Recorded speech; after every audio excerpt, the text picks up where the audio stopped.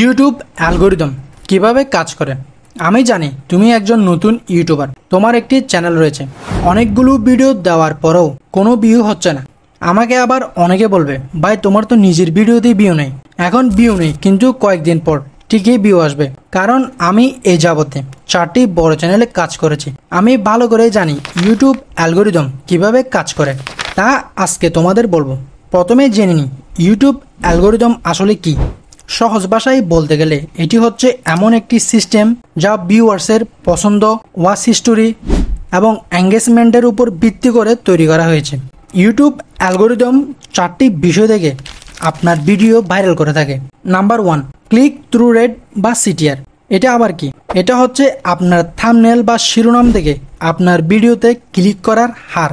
ধরুন ইউটিউব আপনার ভিডিওটি 100 জন মানুষের সামনে নিয়ে গেল, 100 জন থেকে 20 জন আপনার ভিডিওতে ক্লিক করেছে, তাহলে আপনার ক্লিক থ্রু রেট বা সিটিআর হবে 20%।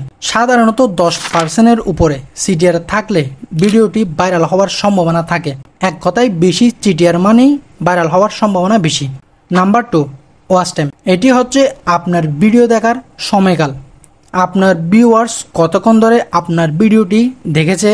দীর্ঘ সময় ধরে দেখলে ইউটিউব মনে করে আপনার ভিডিওটি আকর্ষণীয়, তাই ইউটিউব নতুন নতুন দর্শকের কাছে আপনার ভিডিওটি পাঠিয়ে থাকে। সেক্ষেত্রে ভিডিও ভাইরাল হওয়ার সম্ভাবনা বেড়ে যায়। Number 3, engagement. আপনার ভিডিওতে লাইক, কমেন্ট, শেয়ার এগুলো দ্বারা ইউটিউব অ্যালগরিদম জানে যে আপনার কন্টেন্টটি কতটুকু মূল্যবান। Number 4, viewers history.